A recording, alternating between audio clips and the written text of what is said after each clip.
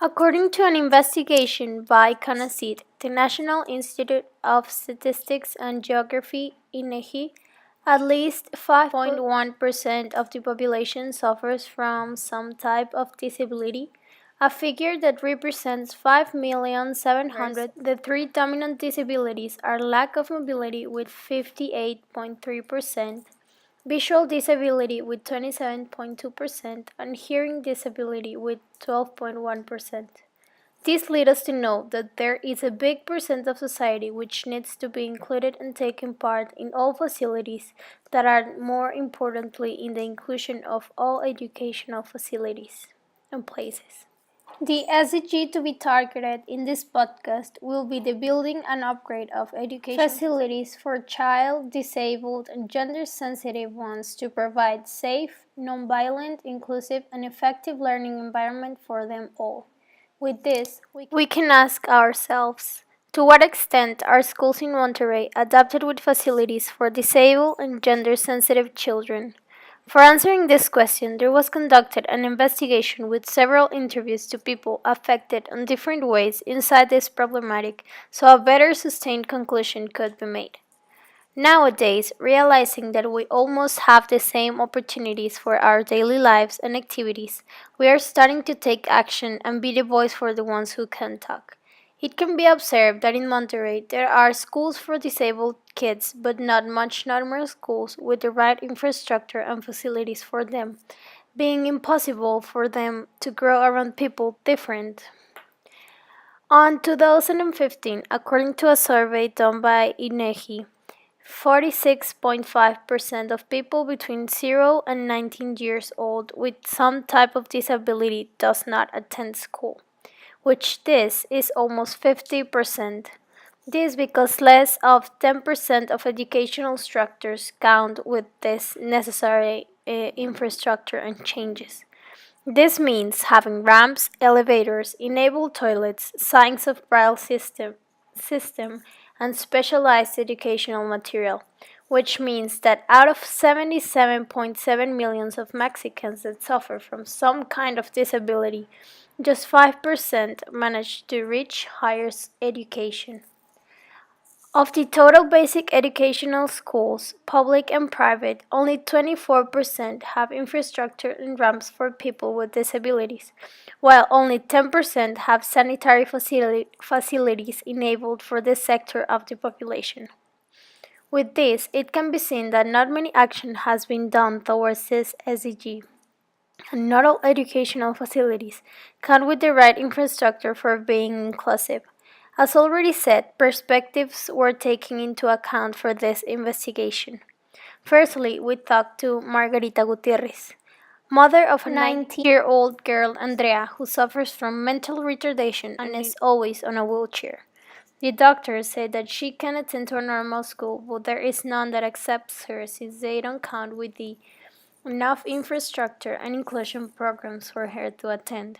Every year, Margarita visits several schools to check if they accept her. After talking to her, it could be seen that almost nobody takes into account the minority, but we don't realize we all deserve the same opportunities to be included in our society, and it's the duty of our government to give them. The highlights of our interview are the following. La reforma educativa no está creado para personas con capacidades diferentes, ya que la infraestructura y actividades en los aulas no están adaptadas para ellos. La infraestructura de la escuela es un factor importante para el rendimiento escolar porque cumple con el rol motivacional y funcional, es decir, produce una mejor actitud en los estudiantes hacia el aprendizaje y facilita el proceso de enseñanza. Secondly, the inclusion through the eyes of an institution was approached, and it was by interviewing a teacher of Tecnológico de Monterrey, Melissa Marbella. This school was founded in the 17 idearies of the founder, Eugenio Garzazada. In the number 5, he stated that being tolerant among the differences is something that everyone at Prepatec must be. This is restating our SDG. She is not the one in charge of this problematic. She couldn't specifically share with us what is our government demanding to our best schools in Monterrey to include disabled children in their programs. But by talking to her, it could be seen that apart from infrastructure, the inclusion of disabled children in educational places is always a challenge, and that it must start inside every person. Apart from that, it can be seen that the institution she works on, there isn't the chance for a person in wheelchair to go to the last floor, which can be translated that even the most prestigious schools in our community, there is this lack of inclusion. Here are some highlights of the interview. ¿Cómo evalúa usted la educación en su comunidad? Pues al sector privado, yo creo que estamos al nivel de muchas escuelas internacionales, otros países de primer mundo, y la comunidad pues con escuelas públicas tiene muchas carencias. ¿Y usted cree que las personas con capacidades diferentes tengan las mismas oportunidades en cuanto a educación e integración en la sociedad? No, para nada, no, nada. Esto lo aprendí con diálogos, por ejemplo, las personas ciegas o débiles visuales no pueden andar en la calle, no hay ningún tipo de señalamiento, y bueno, hay muchas discapacidades que ni siquiera tenemos en cuenta, por ejemplo, las discapacidades intelectuales, esas. Claro. Pues, y como ciudadano activo, ¿qué mejoraría usted en su entorno para la mejora? Trabajar con los alumnos para que ellos tengan una percepción distinta de las cosas y que ellos mismos sean ciudadanos activos para el cambio de eso. Last but not least, it was interviewed Maria Gutierrez, co-founder of the NGO Sembrarte, a place that seeks for the inclusion and recognition of children that need special infrastructure and treatment in their schools. This organization, founded in Monterrey, is constantly fighting for the rights of these children and their mothers so that they can have the best life possible. She mentioned that almost any kid they help inside the organization doesn't attend to school since it is very difficult for them to attend, since the transportation in the mornings and evenings as well as inside the schools where they are not even accepted. The highlights of this interview were: ¿Cómo considera usted la infraestructura en las escuelas, tanto en el sector público como en el privado? La infraestructura para los niños con discapacidad es muy decadente en nuestro país. Es algo que no ha preocupado lo suficiente al gobierno, ya que son minoría. Sin embargo, creo que es muy importante que se considere el que un niño pueda tener acceso total, porque si no, las mamás se rinden y no los envían a la escuela porque no hay cómo, se vuelve muy complicado para todos. Gracias a Dios, nosotros en Monterrey tenemos instituciones como el Nuevo Amanecer, que es una de las instituciones a las que nosotros apoyamos, en donde ellos se preocupan por este tipo de personas y tratan de resolver todas sus necesidades, y en la escuela tienen parque para ellos, columpio para ellos, los baños están preparados. Y así como el Nuevo Amanecer, hay muchísimas instituciones aquí en Monterrey que se preocupan por eso. Desgraciadamente en el resto de la República no hay tantas instituciones que ayuden.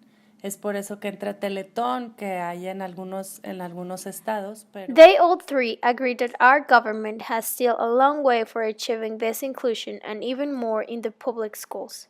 Apart from that, many other countries, like in the case of the European Union, which since 2010 the Access Award is held, organized by the European Commission and the European Disability Forum, in which each year the most accessible city for people with disabilities is chosen.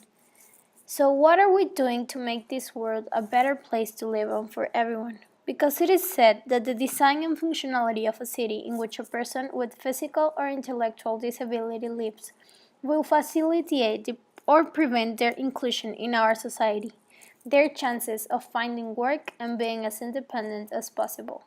So, how many times have we asked ourselves or the government to include everyone? Or have we just driven off people who are different from us? If we want a better place to live on, we must start from us and our surroundings.